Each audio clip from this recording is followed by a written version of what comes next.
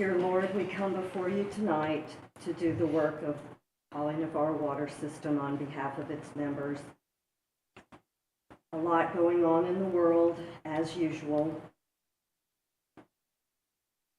Baby Jonah, his organs have been donated to help 4 new babies, heart valves, and most recently, our colleague on this board, Vice President Mark Miller, has lost his wife, Jan. We ask for your blessing on that family and their great loss, and that we may be able to support him and his family in any way possible in this town. Bless our military in places near and far, especially in light of this shutdown and all of the impacts and ramifications that are being experienced by families nationwide.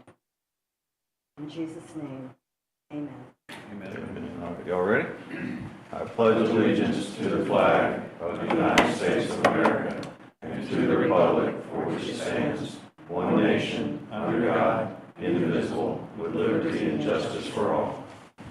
All right, thank you, everyone. All right.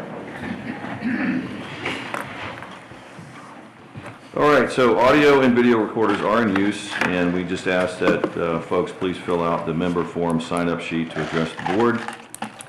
A reminder that the candidate applications are now available, and they are due on October 31st, 2025 at 4 p.m. if anybody's interested in running for the water board.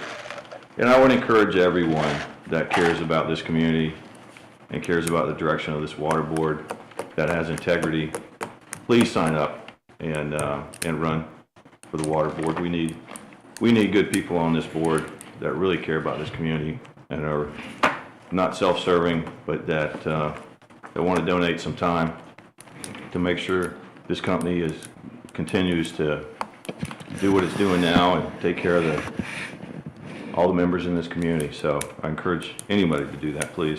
A special open executive session for candidate approval will be November 12th. And that's going to be at 6 p.m. here in this meeting room. So, all right, we'll get the meeting started off with approval of minutes and transcripts. And we have a few of them to go through. I'm guessing we can go ahead and approve all of them at one time, so I'll read them out. And if anybody has an issue with one of them, we'll call that one out, and maybe we'll approve that one separately. But we're going to approve the transcript September 4th, 2025, second open benefit workshop meeting minutes. We had a second workshop on the benefits for the employees here on September 4th, and it's September 16th, 2025 closed executive session minutes. And then we had a September 16th, 2025 regular meeting minutes and transcripts. And then we had an October 1st meeting of 2025 open executive session minutes, which had to do with the lawsuit. So I'm sure everyone on the board has read through these. Just to let everyone know, we have 5 board members here today. 1 board member is out of town and could not make it. So we do have a quorum. Does anybody want to? I'll make a motion that we approve the minutes and transcripts for the September 4th, 2025 open benefits workshop minutes, the September 16th closed executive session minutes, September 16th regular meeting minutes and transcripts, and the October 1st open executive session minutes.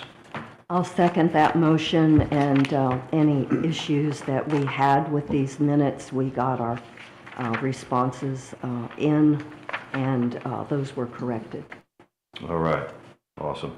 We've got a motion, a second, to approve the minutes that were just spoken about, and we have a second. All in favor, say aye. Aye. Aye. Any opposed? All right, hearing none, motion passes 5-0. All right, go down to the approval of membership. September new memberships were 249, which seems kind of low. Canceled memberships were 242, and we had just 1 transfer. Do I have a motion to approve the memberships for September? So moved. I have a motion? Second. And I have a second. All in favor, any discussion? All right, all in favor say aye. Aye. Any opposed? All right, hearing none, motion passes 5-0. All right, we're going to start off with unfinished business. Administration 2025 Hollandvar Water System election, and we're going to turn to Mr. Krigler real quick. Yes, thank you. So we, after we completed our legal matter of Holly Navarre Water System versus Romy White, the board directed us to provide an update on the amount of legal fees that we spent for that matter. That breakdown is attached in tab 1 under unfinished business. You'll see it was $22,812 roughly rounded for Clark Partington, $9,744 for Trawick. That was a total of $32,556. We did receive a payment from our insurance check based on a claim we were able to make for that, and that was the amount of the payment. So it gives us a total of $27,556.01. So that's the amount that we spent on that. All right. And looking at that credit for $5,000, I'm just guessing here. This is not anything that we know for sure, but premium's probably going to go up.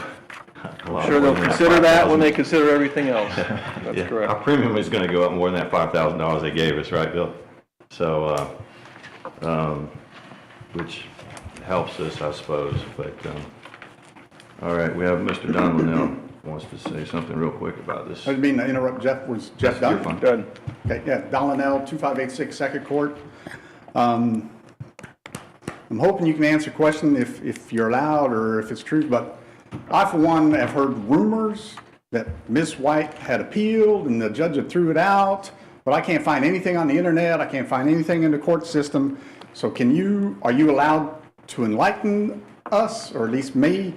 Did anything happen, and was there any, settlement, not cash settlement, but We're going to let Mr. Yeah, I'll defer to counsel. Dunaway answer that. No appeal has been noticed to date. thank you. All right, we have Mr. Wes Seiler. I just wanted to say real quick that I appreciate the leadership that you've had, Dave, and for the board. And that's a substantial amount of money, but I'm glad that you did it because you stood firm on the election integrity of this system. And I know that was a daunting task in a lot of ways, but I read the decision and really appreciate that this system took the election seriously, stood up strong, and ensured that official forms will be used for the future. That means a lot, and I know I've talked to people who want to run in the future. I myself have run a couple times, and people want to know that they're participating in a safe and fair election. And thanks to y'all and the money that you spent on this, I'm fortunate that you had to do it, but I appreciate that y'all took it seriously, and thank you for standing up for our community. So, Thank you for the feedback. We appreciate that. Mr. President, could I ask Mr. Seiler to state his address for the record for the transcription purposes, please? Yeah, I'm 2000 Costa Verde Court here in Navarre. And also at this time, I wanted to thank our CEO for putting this report together. Very important that we know these figures and facts. Thank you. Barbara should get the credit, not me. Thank you, Barbara. You're the new CEO? Is that it? Have fun. She's like, I don't want that. She's like, I don't want that job. No way. All right. Thank you, everybody. I appreciate that.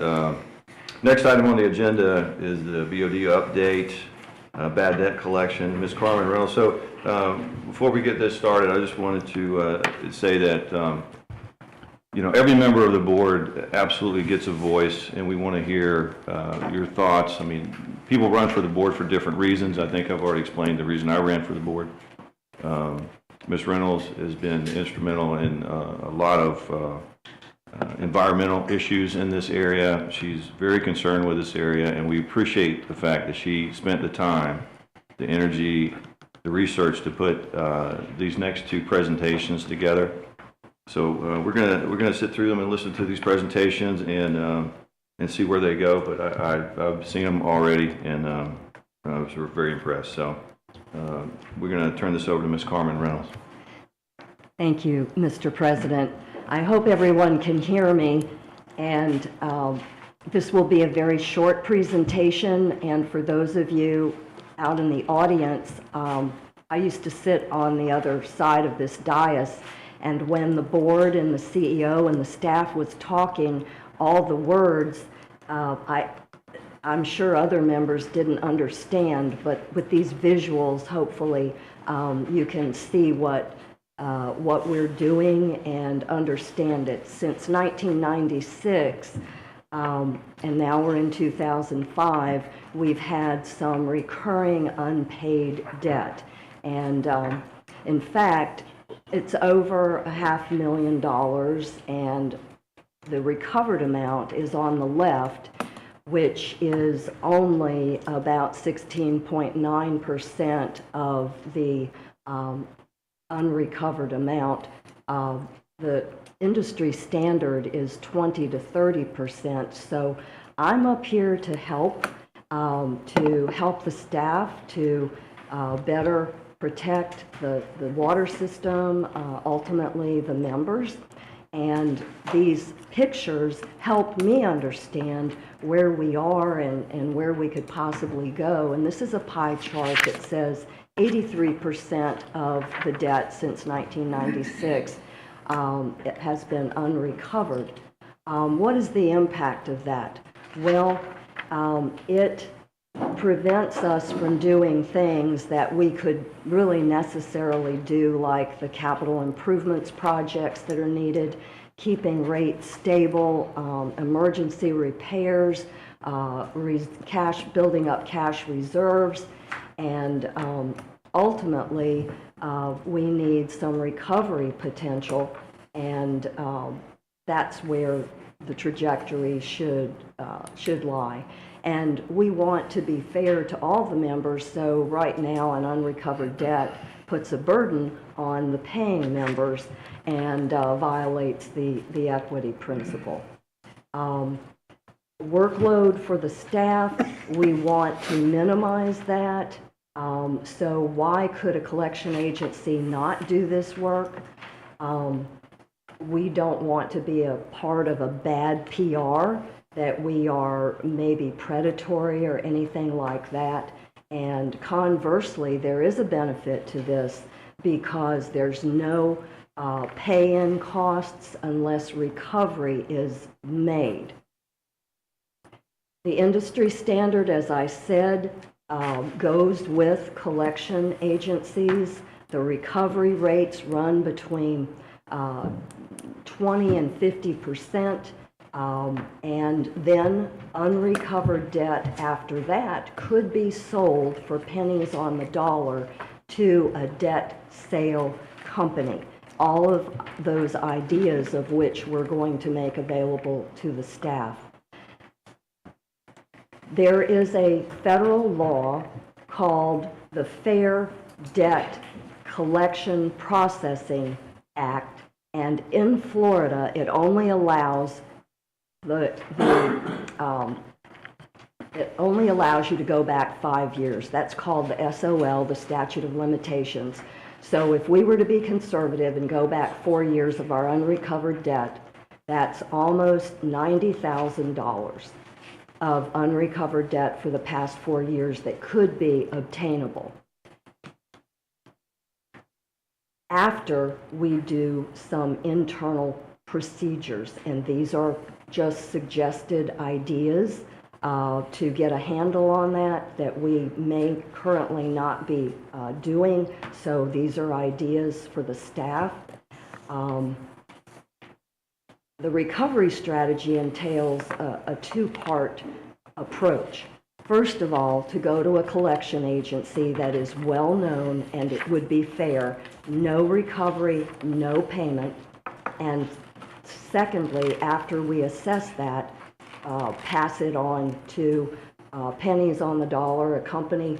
If something is better than nothing, is the approach.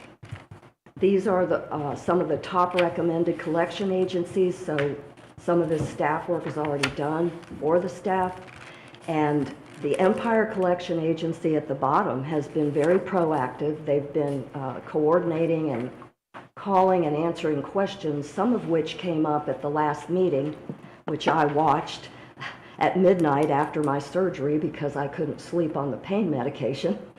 And they say that they would charge 33%, go back 4 years, skip tracing, no cutoff dates. Typically, they can settle a bill in 0 to 90 days, and they don't require a Social Security number. But once this shows up on a member's credit rating report, they are kind of encouraged to get that settled. And then just a recommendation to do a pilot program with the caveat that we would have a hardship protection policy, which I would be happy to help with, ensuring that elderly, those with severe medical problems are not in a hardship status with the execution of this program, and then finally looking at debt sale. So whether a board resolution is required or not, what I'm advocating is from this board is to advocate a collection agency be engaged via bid process to pursue that, develop a hardship exemption policy, consider a debt sale if we can't get matters resolved. We've got $90,000 worth of debt for the last 4 years that is recoverable. And finally, if I can get down here, this safeguards the water system's financial health with an equitable cost distribution and allows us to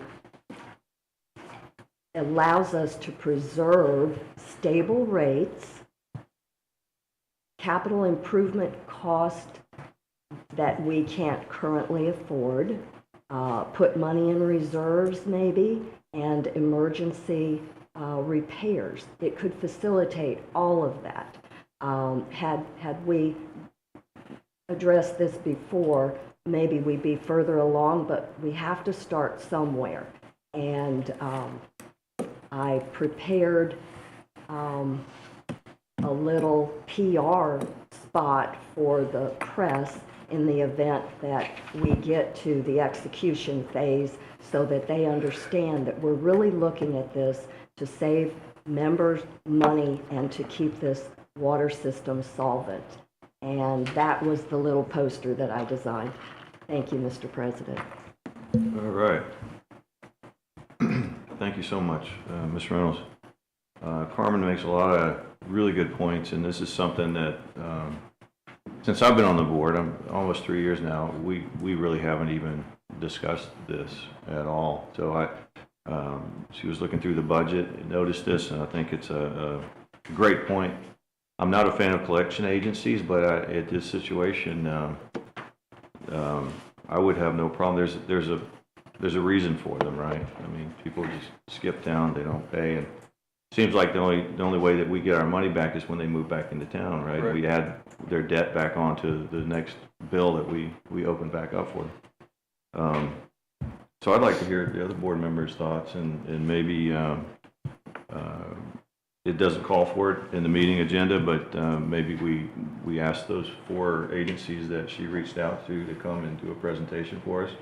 But that's completely up to you guys. I'd like to hear some thoughts. What do you think, Mike? Yeah.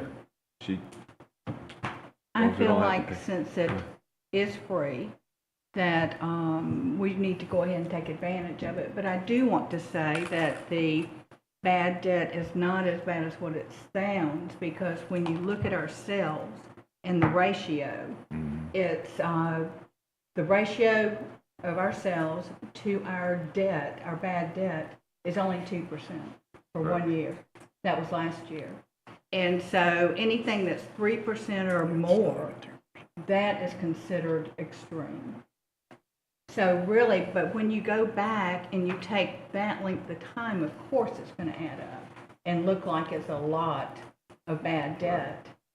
But if it is free for us to engage, these collection agencies, and it's not going to cost us anything, I think we might as well do it. I'd like to see us get more information on it. If nothing else, I'd like to know at what point we have to turn that bad debt over to the collector, because we do collect a certain amount of, debts that are owed within, I think Amber told us that they pursue it for about 60 days or something like that. 90 or It's 3 60? months, Was it 3 months? and they Okay, write it yeah. off every 3 months. They write it off, whatever's in there. So as long as we still have the right to collect the initial debt ourselves before we turn it over to the debt collection agency, then I would see it as a no cost to us alternative. I'd like to have more information about that. I'd like to know, I know Social Security numbers aren't required, but are they more successful in collecting the debt if they have the Social Security numbers? And how long has it been that we quit collecting Social Security numbers? At least 2 years, right? 2021. 2021. Yeah, and that was unpopular. There would be some pushback to going back to that. That would be another concern is do we need to start collecting Social Security numbers or not? Again, I know there were some privacy concerns with that and all too, so. And it sounds like that one company has a way of doing this without getting the Social Security number. Yeah, So, Yeah. and I think one of the things to keep in mind here is that we did this up until 2021, Mm-hmm. and we stopped doing it. I think we saw a trend with, that was about around the time of COVID, bad debt did drop. Maybe people had a lot of disposable income with some of the government funds coming in, and we weren't seeing a great return. And we went all over this last month in last month's board meeting. We were getting a couple $1,000s back per year from this. So we decided, I was not here at the time, but it was discontinued. So we have experience with this, and it will work. I don't know how much we'll get with this venture, but staff's prepared to move forward with it. So we're not against it. We've used it in the past, and we know it's a tool. So And Jeff, correct me if I'm wrong, but we can decide how old the debt is that we turn over to these companies. They don't tell us. Well, it's going to depend on the contract, of course, but I would think Right. it's when we give them the data, say, here, go track this one down. Exactly. We would have control over that to some Yeah. degree. And they have the capability to go back 4 years, and that's what they have identified, which is 1 year less than the federal, Mandate. or right, statute, yeah. right. Their Yeah, I think one thing I would. consumer, whatever that Yeah, the acronym protection. was. One thing I would point out is you mentioned the no cutoff dates in the Empire description, but I think they're only going to go back they're not going to go back for an extended period of time. There's going to be a limit for anything they can get. So. And to your question and point, Vice President Miller, it depends on which one or combination of many of the suggestions up there for the staff they want to implement prior to turning that over. Well, I'd like to address that too. Do you want to go back to that slide? Sure. I think it's called internal review or something.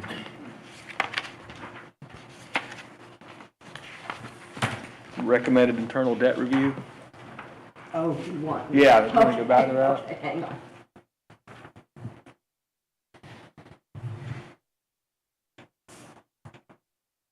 So Amber and I discussed this earlier. We're pretty much doing this exact process. There may be one or two things that can be modified or changed, but this is basically what we do. So we're ready to do this. This is already happening. Is that fair to say, Amber? Yeah. All right, we have Mr. Bill Thiel who wants to, Bill Teal, you can do I it. think of 2842 PGA. I just want to say, reference, totally agree with Ms. Reynolds' concern about those with hardships and stuff like that, but I think you should be able to write into the contract where you consider that before you turn it over to them. So you wouldn't even have to make that a real problem. You know, Right. if somebody's got a valid hardship case, you just don't turn it over to them. And I think that's one of her points, is that we come up with a valid hardship instrument before we even consider turning over the debt, so that we don't turn over debt to somebody that really does have a hardship, and we don't want to put anybody in a worse situation, but we're looking for the people that just didn't pay, that have the money to pay, that's all we're trying to get back. And I think to Mr. Miller's point, I think a good way to get more information is maybe to ask one or two or three or four of these companies to come and send a representative to address the board and let us know their strategies and let us take that information and go from there. Mr. President, that would be hard. These are national companies, California, Nevada, I believe one is in Oklahoma. I don't know how. Well, they could certainly send us information, correctly? Yes. They could send us their presentation in a I form. mean, the idea, we would do some type of solicitation and select based on that. And That's what so- we right. would do it. Ask for their qualifications, their history, their Right. approach to how they do this, all those details. We can put together a document and they could submit something. And that wouldn't, Right. they do that for free because they want our business. Correct. That wouldn't hurt anything. We could take a look at it and see if it's within the boundaries of where we want to go as a company. Yeah. Because certainly customer service is, in my mind, is the utmost important. And we certainly wouldn't want collection agencies to turn people away from ever moving back into this area because of that. But I'd like to know more information too. Yeah. Do that. From The these har- companies. the hardship policy is actually going to be a little more complicated just because you have to get into the verification side of things.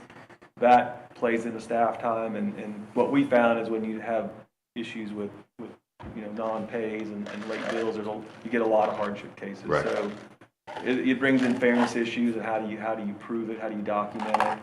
So we want to be fair to everybody. So there's something to discuss there. We'd have to give that some thought and really go over it. I'd be willing to research how other companies are establishing and making those determinations, if that would help staff. All right, any other concerns or thoughts from the board? Does anybody want to make a motion for us to reach out to these companies and have them give us a formal solicitation? Yeah, I think the motion would be to have staff develop a solicitation to send out Okay. and bring those results back to the board for consideration, probably the best thing to do. That way we can get our procurement department involved. Donna can put something together. Okay. And we can. So I guess what we would do is, once it's written off as a bad debt after the 3 months, then we would turn it over to the agency to try to collect and not hold it in the bad debt. That's how it was processed before. Right. We had a collection agency. That would be Okay, yeah, So so when we it- could just do it the right. I'm yeah. sorry, I Oh, didn't that's catch fine, that. yeah. I was gonna say, so when it comes back, say if they collect, 20,000, whatever, it just goes back to the bad debt line item, right? And you subtract it from Becomes a revenue. a revenue. Yeah. Right. Yeah. Yeah. Okay. I'll leave this up to you guys.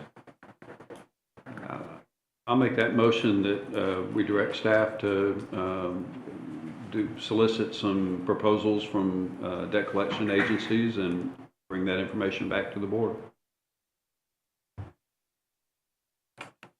Second? Can I have a second? Yeah. Ms. Hardy gave us a second. So we have a motion and a second. Any further discussion from the board? All right. All in favor, please say aye. Aye. Aye. Any opposed? All right. Hearing none, motion passes 5-0. Thank you, Ms. Reynolds.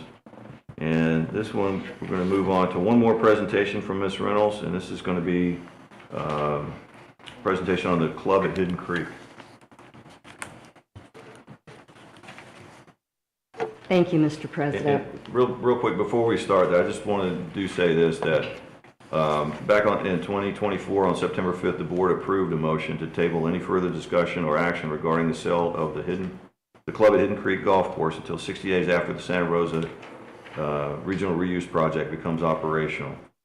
A new motion to revisit this topic would be required before discussion can proceed. Director Carmen Reynolds has requested to give a presentation to discuss potential improvements to the club at Hidden Creek. So this is going to be for discussion only, unless one of the board members decides they want to make some motions. But we do want to see this presentation. I think it's really good. Thank you, Mr. President. First of all, I want to say that the employees at Hidden Creek are doing a good job, and the reason for the presentation tonight is to establish a framework, if you will, a baseline of information for the members, a historical trip through the past and the present, and questioning the future. Would it be unreasonable to say that the club at Hidden Creek is the most sought-after course in the Panhandle? That it is known for its excellence in golf, hospitality, community engagement, with an objective of keeping member rates stable, purchasing CIP needs, adding to reserves, and facilitating emergency maintenance. That is where I'm going.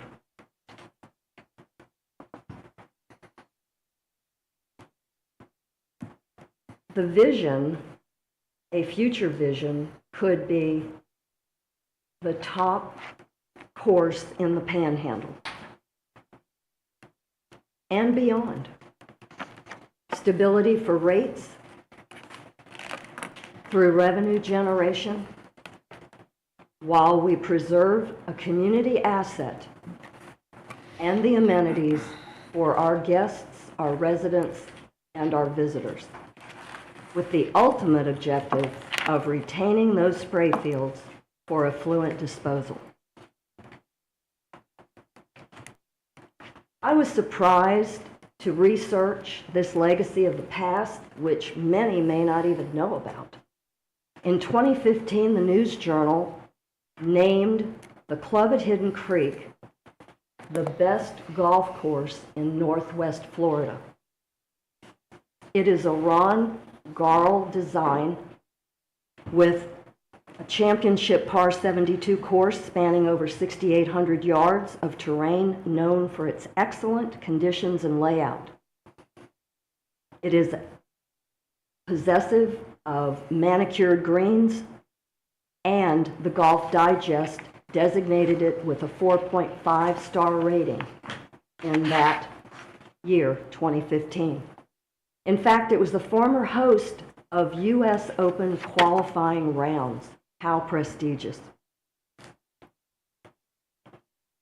Forward-looking, could it be a premier destination with the best greens, bringing in national visitors, global visitors, regional visitors, the best food and beverage with unparalleled services, and excellence is our motto while you're here on vacation.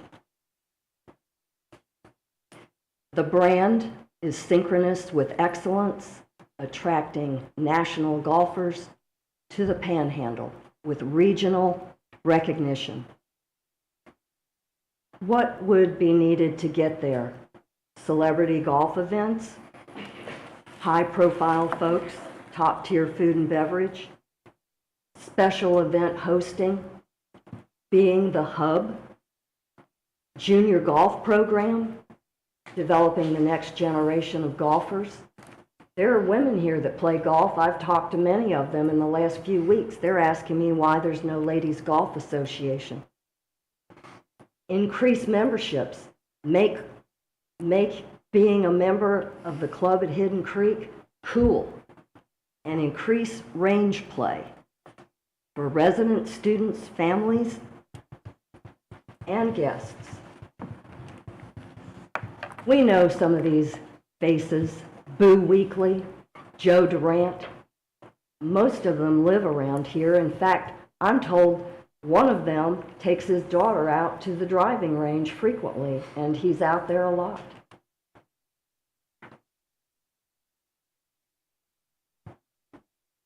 Elevating that brand could make us the premier hotspot for golfing talent. With a versatile venue, the hub could be a conversation area, not just for golf, but for the roadies who want to hang out, eat, wait for their husband, wait for their wife, wait for their student, their child to finish the golf lessons, and attract diverse visitors, expanding the revenue streams through outreach, creative marketing, and make this a central gathering place. Just imagine that.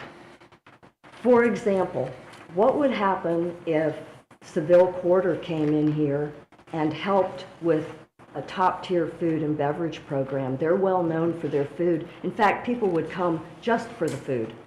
And then maybe they would take a golf lesson. Exceptional dining, upscale services, and repeat business. Word gets out. And what would they say about this? They would say, they treat us like royalty. That's something to brag about. The junior golf program, a family attraction, a scholarship preparation trajectory, and we had that here at one time, preparing adolescent players for golf scholarships, making community connections with local schools and golf coaches, creating a pipeline of recognized young talent. Here's a cornucopia of key enhancements that are possibilities. Increase the number of rounds. Look at upgrades in overall design. Upgrade the pro shop. Increase the community connections with a unique philosophy of we work so you can play. Now, I don't know if any of you saw this little gal. I don't think it can. There she is, right on the right. How many people in this room know who that is? I'm going to brag because that is Dr. Pandolfi's daughter, Jennifer Pandolfi, who excelled at Navarre High School in golf, went to Duke on a golf scholarship, and was so good with all the NCAA championships that she prevailed in, that she was recruited to the University of West Florida to be their golf coach. So we had some local talent, and I feel we really need to cultivate that. So what is today's value of the course? Before we can move forward, it's incumbent upon this board to identify that so that future decisions can be made. If we did not have this course, conservatively, we would need 125 acres of land at a minimum of $20 million for an expenditure. And then you've got to construct it at an additional $10 million. So that's a $30 million buy-in. Why would we look over and overlook this clear diamond in the rough for potential revenue generation to run this water system? So what's next? With all the information on the table, the recommendation would be to enable this board to assess where the club at Hidden Creek, that creek's value truly lies. And the only way to determine that is to contract with a golf consultant to assess two different things. And that is, the deliverables would be what would be the improvement costs and what would be the revenue generation potential breakout. And those would be broken out by pro shop sales, celebrity tournament events, increase in play, expanding into different support structures, the potential for that. And so without this information, the board's not going to be able to identify what the true value of that facility is for the future. So to posture and prepare for that, that is the recommendation. Thank you, Mr. President. Thank you, Ms. Reynolds. I appreciate that. Any of the board members have any comments or Discussion? She obviously makes some great points. We'll recognize Mr. Don Linnell real quick. Don Linnell, 2586 Second Court. Getting as bad as Bill. Sorry. I'm a little confused, and I just want to, you guys can clear me up. Shouldn't be a surprise. Some of us had an inkling about what the presentation was going to be about, but I'll admit, this morning when I was reading through the agenda and saw the stuff that you read off first, David, I was worried that it somehow morphed into, what do we have to do to sell the course? So I didn't see, not directly, anything up here about selling the course. That's not what the presentation was about. That's certainly not what I took away. Am I missing something? I mean, why was the verbiage put in here about, we said we were going to table any discussion on sale of the course if this didn't have that in there? Yeah, What am I missing? I could answer Don if you want. Yeah, go ahead. Okay. I mean, we didn't really get this presentation until a day or so ago. Didn't really know what the content was. That language on the agenda was simply to point out there was prior board action on the topic of the sale, and that would have to be revisited before that could come up again. That's all. Before discussion about selling the place could come up, Yeah, correct? Okay. certainly this discussion is not about that. So, Okay, yeah, I'm correct. happy. Thanks. We were just trying to cover all the bases, Don, make sure that nobody thought that was going to be the topic of discussion. All right, Mr. Seiler, go ahead. Thank you. West Side 2000 Costa Verde Court. I mean, just to pick up where you left off, I mean, if anything, this seems like the opposite, right? Like you're looking at investing in it for the long term. My only thoughts would be, and I thought it was a great presentation, but just make sure you focus on the customers first, right? Like there's a lot of big ideas there of like a restaurant and, revenue generation. I would encourage you to think of the customers of the system first, because it's really, it's those folks that have helped enable what's been built to date, right? And so when you think of like memberships or maybe associate memberships for the family, what type of restaurant goes in, I would encourage you to talk to the people that live closest to it, that use it the most now, and make sure, it's for them first. And maybe as you potentially talk to some consultant, you make sure that they understand that like, hey, we want to make sure that this is Navarre's course, maybe work with the Chamber of Commerce and other Right. entities in the area, and cater to them first. And then whatever, tourists come in next, that's fine. But I think if you do it that way, not only are you going to hold on to it for the long term, but you're going to increase this community's engagement with it. And I know Jeff has done a lot of those things already with having weddings there and stuff like that, but more of Navarre is going to know about this course. There's a lot of people that don't live close to it and don't know. Right. They're going to be like, wait a minute, hey, I didn't even know this was part of, what the water system does, and now I do. And they're just going to be that much more proud to be part of it. So appreciate what you guys are doing. I appreciate that, Mr. Seiler. And real quick, before we have Mr. Pullman speak, he wants to say something. I just wanted to say this, that the presentation was because Ms. Reynolds just dove in, and she's just a research animal. She's crazy. And she does a lot of great research and comes up with all kinds of information that some of us just couldn't find if we had to. But the bottom line is as long as I've been on the board of directors, our whole goal is to spend less and less and less of the water members' money on the course. And I would like to say that year to date, we've only spent $66,000, almost $66,000 on the course. And all of that money has to do with the electricity for the spray fields, pumps, the heads. All that money has been directly related to all of our water system and our spray field, because that's what it really is. It's a spray field that happens to be a golf course at this time.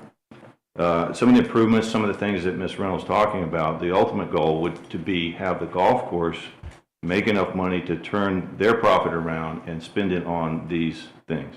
Not to have the Holly Navarre Water System members spend any more money on these things. Matter of fact, we're going to end the year, unless something major happens, and knock on wood, I don't want to jinx anything, but we're going to end the year at right around 50% of the original budget that we had approved to spend at Holly Navarre, at the Club Hidden Creek. So I think that's a win-win, and I think if we continue going where we're going, the club will continue to make enough money to turn some of their profits back around and improve some of these things. So, all right, Mr. Pullman, let's go ahead. Yeah. Chuck Pullman, 2956 PGA Boulevard. I've been in this community 29 years. I've seen this club go really up. I've seen it go really down. I've seen changes, some good, some bad. I really believe that this board has a diamond in the rough, like Ms. Reynolds said. I appreciate her bringing this up to the board. I know that y'all think about it most probably anytime you have some free time to do it, all the time, because it's right there in your backyard. And I really think that, like Ms. Reynolds said, we're missing some opportunities. We have opportunities there. We're just not expanding them and expand on those opportunities. And I'll just give you one little quick point. My wife Heather and I adopted a child out of Pensacola, 2006, and her name was Sultana. She had nobody in this world, but we thought that we'd give her a world. We'd give her something, a life, and she was so appreciated. She's married now and has a family, and she lives in Tennessee, but she went to Navarre High School, and she was very athletic. Heather played tennis. I played golf. I try to teach her golf, but it's hard to teach golf. You have to have these youth programs at the golf club. And there was a Coach Boozer. She was there. There was all the girls. She joined the team. She made the team. Her first year as a freshman, she shot 115. Okay? Her last year as a senior, she went to state and she shot an 80. Now that is a dramatic reduction in score, and the reason why she took it upon herself to practice with the youth group and out here at Hidden Creek, she had a facility, and I think that if we had this back here at Hidden Creek, you not only draw people, you draw the kids, and they get them excited about golf, and you never know, like the lady that has gone on and she went to college and she had all these scholarships, and where did she start? She started right here at Navarre, Florida. Gave her the opportunity. And I just think that the diamond in the rough is here. If and when we wanted to do it, we could do it. This board could do it. And I think the community would support it like crazy. You'd have a restaurant, maybe not every day or every night or whatever, but something that would give them something to come up to and bring their kids. We used to see it packed all the time, you know, different restaurant, different ownership of the restaurant.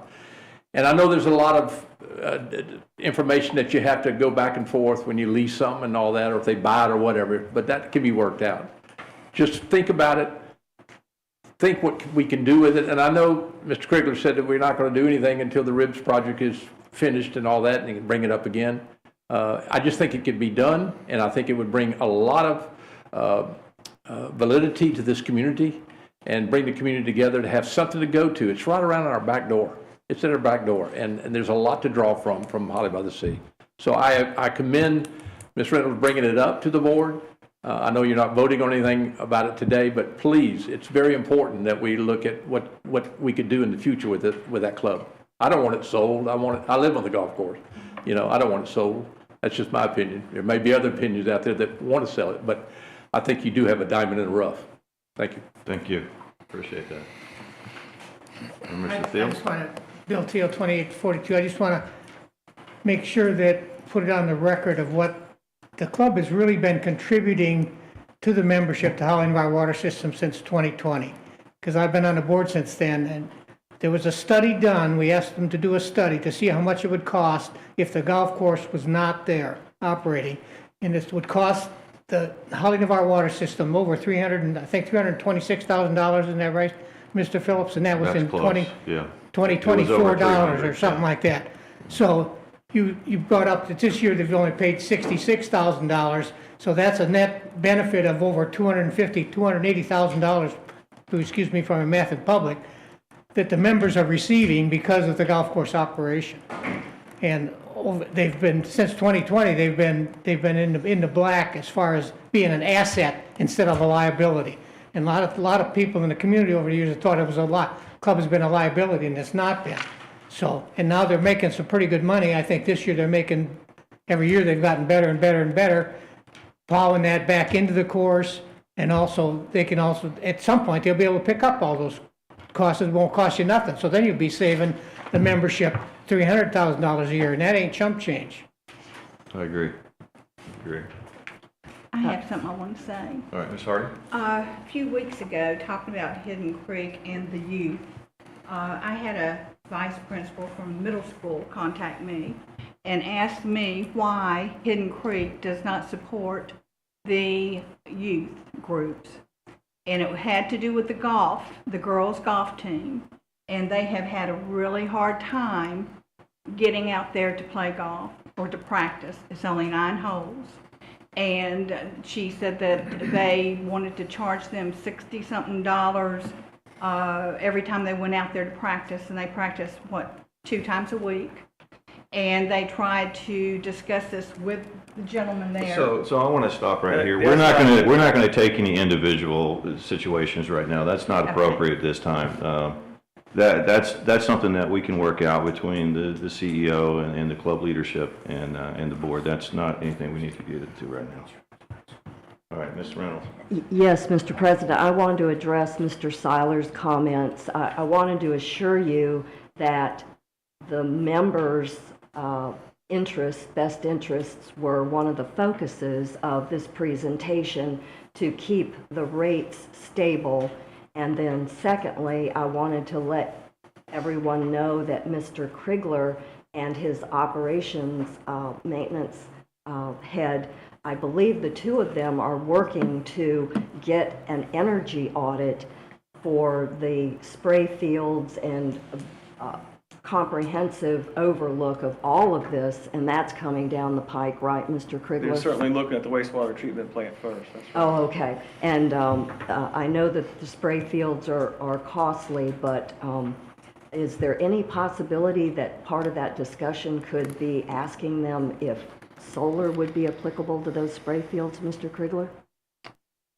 We can look at that. I don't know that what the return on that would be. Right. It came up in research this week, so I thought I better ask. Thank you, Mr. President. All right, thank you. Any further discussion from the board? I had a few slides I thought would be Okay, Mr. Krigler, let's go. relevant. I think that will, and if I could just touch on a few things as well real quick, I'm going to go back. Did I lose control, Emerald?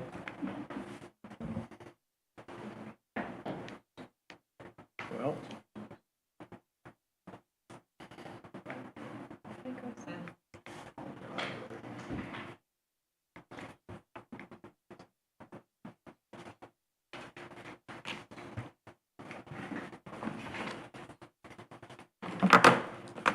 that's fine. I'll just talk through it. Couple things I want to point out. I think the presentation implies that there's no junior golf program, and it's not true. We do have First Tee has events out there, and the thing about the Navarre girls team does practice out there. And my research of that was that it was a disgruntled parent, not an issue with the team. The team is out there, and the coach does work with the course. So I'm not, that information does not sound right to me. We'll look into that. We'll look into that, yes. But once again, so we do have those things ongoing, and perhaps we should, get the message out better about what we are doing out there. Because I think a lot of this implies that none of this stuff's being done, and that's just not fair. It's not fair to the staff out there. So I want to point that out. Before I get into some of these numbers, I did want to mention, the celebrity golf events are great, but keep in mind you have to pay the celebrity. We had a big event out there, but those are marketing type events that you have to pay for. Doesn't mean they don't have the PR return, but that's something to consider. The other thing I wanted to mention is this, this narrative about the legacy of the past and 2015 and all that. Well, this course was losing a lot of money in 2015, so I don't think that's something we want to go back to. I guess they got some accolades, and that's great, but it also implies the course is not in a good shape as it was. I don't think that's accurate either. So I think there's some assumptions here that I'm not sure what they're based on, and it's concerning. So I just want to point that out. But I think it's also prudent at this time to kind of go over some quick financials, just to kind of where we're at and the trends we're on. And I'm only going to focus on 3 quick things tonight for this. I know we've already talked about this for a while, but one of the big metrics, of course, is rounds. How many people are playing golf? So this bar on the bottom is 2021. You can see that's just over 33,000 rounds in a year, and you can see the trend up through 2025, projecting up around almost 40,000 rounds of golf for 2025. So you can see that's something that's trending up. Also, this is also from 2018. This is our net income. You see the trend there. Some tough years and 4 or 5 years back, but last 3 years you see starting to see some real good progress, and that's a testament to the work the staff's doing out there. Food and beverage gets talked about a lot. You can see the kind of the trend here as well. So on the left there, 2018, I believe that's when there was a restaurant out there. I wasn't here for that time, but the restaurants had struggled out there, and it's a tough business. I think everyone knows that. But our food and beverage sales, this is just a total revenue slide. This is not net, but you can kind of see that the beverages plus the limited food we provide is providing some decent sales out there. So, we know the restaurant concept comes up a lot, and perhaps there's a good answer there. But we have a profitable food and beverage operation out there right now that does work. So yeah, like I said, I just wanted to kind of just touch on a few things. I think overall, I think that these are some great ideas, but don't want to overlook what's currently being done out there and where we're headed. So. All right, Jeff, you make some great points, and I personally, I don't play a lot of golf. I wish I could, but when I'm out there, I'm always treated like $1 million. The course has always been in great shape. I've got no complaints at all. Obviously, there are some things that we could do to improve the club here and there, but I think the current staff that we have out there is doing an amazing job. So I think we continue going in this direction. Like I said, as we continue to make more and more profit from the course, we can turn that profit back around and put it back into the course. And I think that would be a wise thing to do, because it is a staple in this community, and it's something that brings a lot of visitors here. A lot of tourists come to this area because of the golf. Destin's usually, in Pensacola, usually the #1 destinations for golf, but we've got a really nice course here, like Chuck said, in our backyard, and I think we just continue to maintain it until a decision gets made one way or the other after the Eglin project is finished, whether or not the company itself wants to sell the course. So, Mr. President? Ms. Reynolds, go ahead, please. Yes. How will we know where we stand at that point in time if we don't do our homework now to ascertain a value? That's my question. I'm not going to touch it. Okay, all right, then let me... I'm not going to touch it until after the Eglin reuse project and the 6 months after, and that's what was 60 days after, and that's what was voted on. And I voted against that, by the way, but as a board member, I'm here to stand with the board's decision. It was the board's decision. I was on that board when we made that decision. Okay, and so I would like to address Mr. Krigler and assure him at the outset of my presentation, I complimented the staff and said that they were doing a good job. My presentation in no way was meant to denigrate or shed light or shade on any of that. It was merely to follow Stephen Covey's 7 Habits of Highly Successful People, which apply to organizations. Sharpen the saw and look at the possibilities, and that's where I stand. Thank you. All right. All right. Any further discussion from the board members? All right. We're going to move on now to the CEO update. Mr. Krigler. Yes, just a few things. Our system engineer is temporarily out of the office, and it's fallen on Phil and I to pick up that slack. We've had to dive in and kind of get involved in some of the development reviews and some of the processes. It involves Amber, involves lots of the staff. And I say that only to mention that we've kind of had some delays on responding to some folks who had been corresponding with our system engineer. We've had to get involved, make those phone calls. So you may hear some complaints about that, but we're working through that. So I mentioned it just to say that we're addressing it. We're getting on top of all those concerns and working through them. The system engineer position handles it's a lot of member interaction. It's everyone it's any commercial entity that wants to tie into our system, whether it's open a new account, a new business, a new development, they all come through him. So we've had to kind of pick that up and, like I said, make those phone calls and make sure everything's still moving through the process. So that's an ongoing thing. Just wanted to, if you hear anything about it, just wanted to mention that, but we're working through it. I did attend a Santa Rosa County commission meeting recently where the septic to sewer proposed ordinance was voted on. The county voted against it. Basically, this was existing state law, and the county wanted to take it and kind of codify it in their county as a county law. It passed, but that state law is still in effect and currently not enforced by the health department. So really nothing happened. It was just something that they wanted to increase their chances for funding. It was really a funding thing. A lot of these grant programs, they want to see that they're going to get a return on the project, and they want to see these folks connecting. So that was the reason for it. But we were monitoring that very closely. Recently, Barbara and I attended a financial presentation at Pace Water System. It was put on by Capital City Bank, and I want to mention this just to say that we're continually looking for ways to kind of improve our kind of financial processes. They focused on a couple things. They focused on AR, ways to kind of improve operations.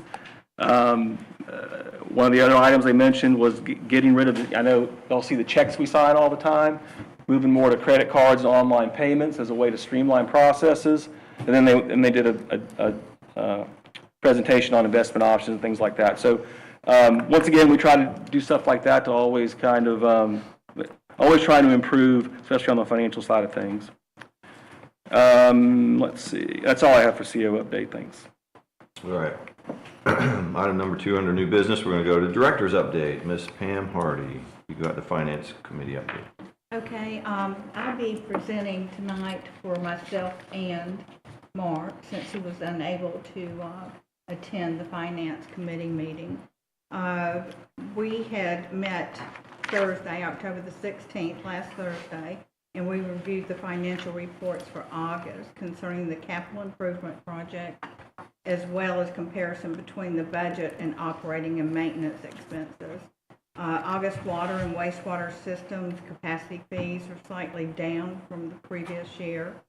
August water and wastewater sales are up from the previous year. $900,000 of revenue was collected from Santa Rosa County. It was received, but this is not included in the primary revenue performance calculation for August. Interest income is higher than budgeted, and this is because anticipated drops in interest rates did not occur, and cash balances did not decline as quickly as projected. Overall, revenue is above budget at 71%. Wages are currently lower than budgeted, and this is due to the number of positions that are open. Overall, general and administrative expenses are under budget at 65%, and wastewater expenses are under budget at 55%. Thank you very much, Ms. Hardy. Capital improvements, Ms. Reynolds. Yes, same day, different meeting. On the restricted side, we are at 30%, and that includes a payment made on the elevated storage tank, Bear General Contractors for the same, and L&K Contracting for 1B, Phase 1B of the Eglin reuse project. Go down to the unrestricted, we're at 16%, so we're sitting good with that, but we're expecting some expenditures to come in shortly, and next month. Also, we are actively working on some other things in the background, which include a Phase 1 grant request, working in conjunction with the fire department on expanded water lines and hydrants in an area of Second Addition. In addition to that, we are working with the Public Safety Director for Santa Rosa County to flesh out some narratives for a operations maintenance building, which will have a dual use for a satellite emergency command center. Thank you, Mr. President. Awesome. All right, thank you. We're going to go back to Ms. Hardy on the budget and O&M. Is that right? Or? Mark? Oh, no, I think she covered She that. covered it already? All right, sorry about that. Yeah. Thank you. No, you're I just good. included it all together. All right, thank you. Pension, 401K, Mr. Matthews. Yep, we all met on Thursday. We got a couple people that are going to be able to draw on the pension, so that was about the only update, that we were making sure that we had enough funds to cover it if they were going to take the payout or not, but he's going to position us accordingly, so all is well. We're in good shape for the rest of the year. Yeah. Okay. It's coming, it's not here, he's just Right. foreseeing. We're trying to find out if they're going to take the lump sum or not. And All right. that was about the only update. Yeah, and I would just add to that, in November at the board meeting, we'll ask the board to consider a 2025 contribution. We have a budgeted amount, but we don't have to make that full amount, but typically the board has wanted to make a contribution of some amount, so we'll have a discussion and bring a recommendation to the board for November. Okay. Director Matthews, at last month's meeting, Mr. Thiel asked how many participants were in the 401K program, but that answer wasn't in the minutes. Do we know what the answer to that question is? We don't have the exact, and we gave them an approximate number. We can give them the exact number. That's fine. Do you have it off the Off top of your head? No, I don't. Oh, I okay. don't know that. All right. It's around 70 for the whole company. Okay, thank you. Yeah. All right, the next item is the Santa Rosa Regional Reuse Project. I'm going to let Mr. Krigler give us a quick update on that. Yes, this project is still proceeding nicely. All the pipeline work is complete. We still got some minor restoration issues to take care of along the pipeline route. The pump station is complete at the plant. All the concrete work is done. I think we're still waiting on the pumps to be delivered. The emergency generator has been delivered, so it's really coming together on the construction side. Still looking at probably, end of Q1 or Q2 2026 to have it ready is what we're still looking at. And then I guess also in regards to that project, I believe we have a legal update as well. Yeah, Mr. President, from your September 16 meeting, you made a motion and approved my negotiating with opposing counsel in the litigation case for the condemnation for the right-of-way, the temporary taking and permanent takings of the easements. I negotiated successfully with the Fixel Law Firm to resolve 2 of the 3 matters, and I would need a motion for further authorization going forward. Okay. All right, I make a motion regarding the case number 23-CA-00785 to authorize the board attorney to recommend to the county that they approve a settlement with Clayton Broxson and Randy and Tracy Jerrigan to include costs and fees in the amount not to exceed $90,000. All right. With no recourse, I will second that motion. All right, we have a motion and a second. And Mr. Dunaway, just for clarification, this, the county has the jurisdiction here in. That's correct. This is, the county is the condemning authority. Okay. You are acting as its agent, and through your memorandum of agreement, you're funding certain amounts of this project, which would include the clearing of the right-of-way. Okay. Awesome. All right, so we have a motion and a second. Any further discussion from the board? Any discussion? All right, we have a motion and a second. All in favor, please say aye. Aye. Any opposed? All right, hearing none, motion passes. Thank you, Mr. President. Thank you, Mr. Dunn. We appreciate that. Mr. Kriegler, you have anything else to mention about the club at Hidden Creek? Yeah, just real quick, I know we had a comment last month to go over the net income for the month, so I'll do that. Real quick, we've completed some cart path additions on 3 of the holes. Those have just recently been completed. We also removed a pergola on the back deck that was in disrepair, and we have some plans to make some improvements on that back deck as well. Financially, August was a good month. I believe, let's see, I was going to go over the net income numbers for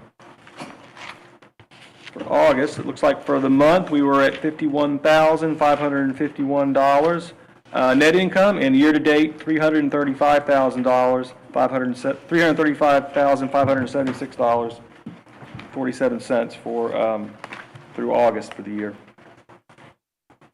All right. Thank you, Mr. Kriegler.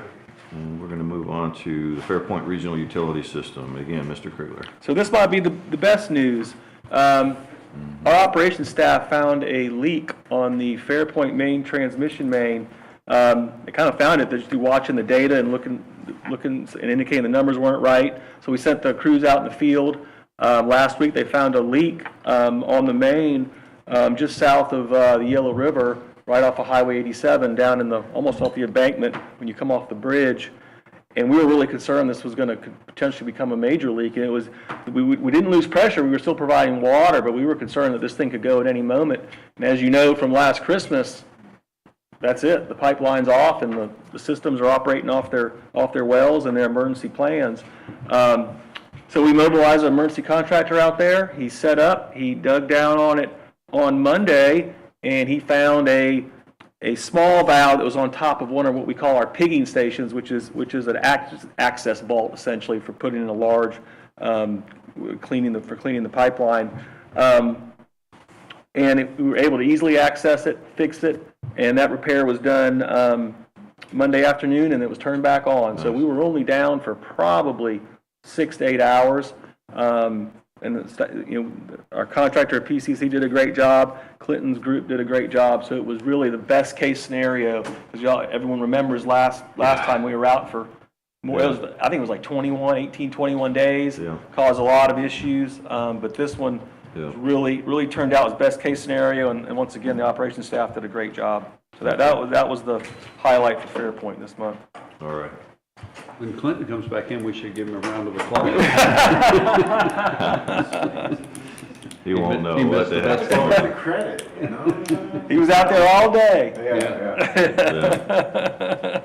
All right, we're going to move on to There he is. Yeah. You missed the description of the Fairpoint leak and how we resolved it. Jeff said you fixed it by yourself. With his bare hands. Nothing to it. Nothing to it, huh? Cut a wedge, drove it in with a hammer. All right, we're going to go to Mr. Phil Phillips on the Municipal Engineering Services. I don't think we have anything exciting to report this month. Our new employee did start, so That's he's exciting. doing well. Other than that, everything's going well. Good. I like to hear that. Item number 3, we're going to move down to finance, review of August 2025 financials. Mr. Kriegler, and he's going to turn it right back over to Barbara. That's right. Hammer the whole thing. I'll summarize. Okay, there you go. So through the month of August, we had total revenue of $1,355,457.64. Total expenses of $1,093,746.74, with a net operating income of $261,710.90.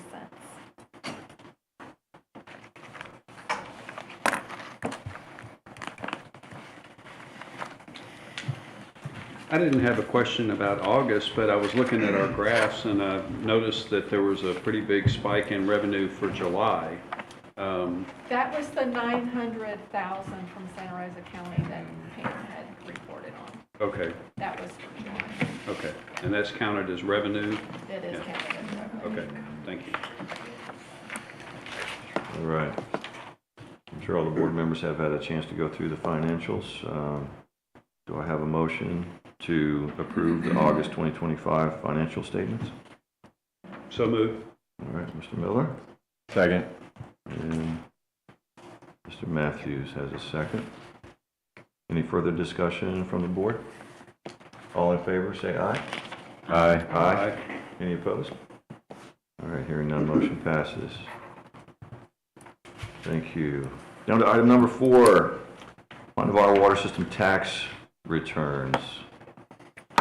Yeah. Mr. Krigler. Yes, so tonight we're asking for the board to give the board president signatory authority to sign and for us to submit the 2024 corporate tax returns. We have to do this by November the 15th. The documents were sent ahead of time to the board, did not receive any questions back.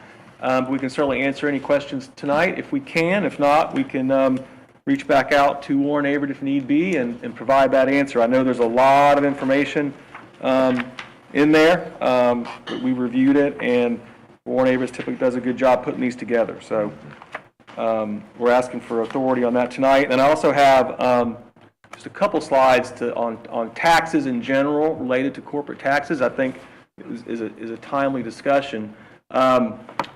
So for 2024, as you know, we have two companies that we own, two for-profit companies. So we did have what's called significant UBTI, unrelated business tax income, that comes to Line of our water system from our two companies. In prior years, we did not have a tax liability on this essentially because of a carryover loss that was essentially from the club at Hidden Creek from a while back. So we've been working off that each year. And that's essentially, since now the Messi makes money, the club's now making money, we've worked that off, and now we got to pay taxes. So what we're talking about here is there's some Florida state taxes and, of course, federal taxes. So the water system will owe taxes on the state of Florida return for 2024, and then 2025 will owe Florida and federal taxes. And, of course, those will be paid back by each entity, whatever we have to pay, in proportion to their contribution. So for 2024 state of Florida, you can see Messi owes about $3,500, Club of Hidden Creek $4,563. And what that tower is we have a tower lease, and that's the tax on the revenue we generate from the tower lease, since that's not an income that's it's not our water sewer normal type of income. Right. So that's 2024. And when you say tower lease, you're talking about the elevated water tank, equipment, telecom equipment on top equipment, of the right. water tower. That's correct. So that's 2024 Florida state taxes. We've estimated the taxes for 2025 for state of Florida. You can see those figures as well, about the same magnitude, and both companies will be reimbursing the water system for that tax liability. We also we'll have an estimated federal tax liability as well, but we're still working through that, and we can report on that at a later time. So I just want to mention that we kind of passed that threshold, and now we're going to be paying taxes. It's bad news and good news, right? It's bad news and good news. Bad news because we have to pay some tax, but it's Yeah, good news that we're making money. That's a good way to put it. Yeah. To pay the tax. To pay the tax, yeah. Good thing we have the money to pay the tax. Yeah. All right. So the motion is to approve President David Crumbly's signatory authority and to submit the 2024 Holly Navarre Water System corporate tax returns by the recommended deadline of November 15th, 2025. Do I hear a motion? Looked over every line item, so move. Okay. I did. Second. All right. We've got a motion from Ms. Reynolds, a second from Mr. Matthews. Any further discussion from the board? All in favor, say aye. Aye. Aye. Aye. Any opposed? All right, hearing none, motion passes. Down on line item number 5, under new business, we have operations. The water treatment plant forced main replacement, Mr. Krigler. Yes, so this is the third and final leg of this force main replacement. You'll recall the board has previously approved essentially a emergency bypass on both sides of the influent to this plant. We constructed the west side, that would have been in 2024. We recently completed the bypass on the east side, and this portion of the replacement is for the actual pipeline replacement that failed back in summer of 2024. So we got two quotes on this. We're recommending award to the low bidder, PCC, in the amount of $100,376.87. And we'll be able to complete this work within our 2025 unrestricted budgeted amount. So we're asking for approval to move forward with that. We knew this was going to cost a pretty penny, but to have this finally taken care of and upgraded, I think That's correct. I think that's a good price.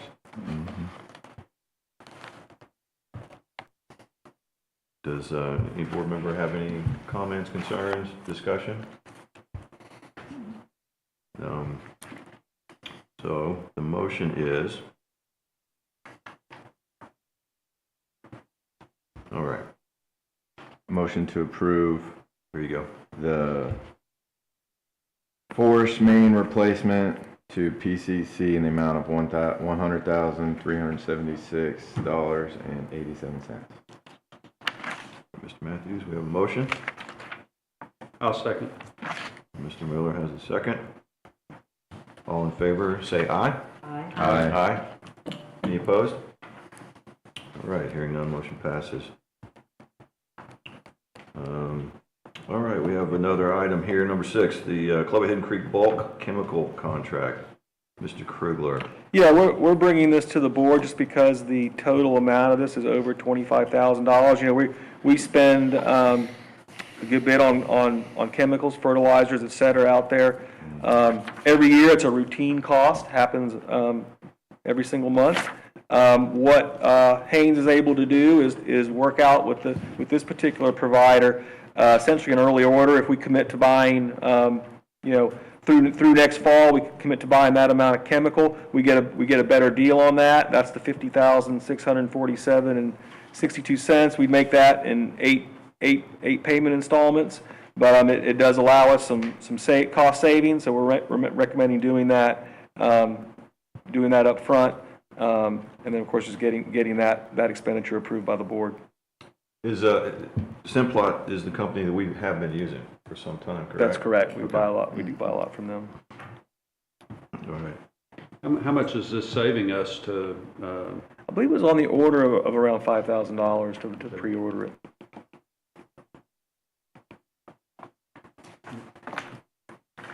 There's no finance charges No. involved. It's just equal payments, correct? They just like having that locked in. Okay. Cost savings wise, this is one of the initiatives that falls right in line with recommended actions. So based on that and the cost savings, I would motion for approval. All right. Thank you, Second. Mr. Reynolds.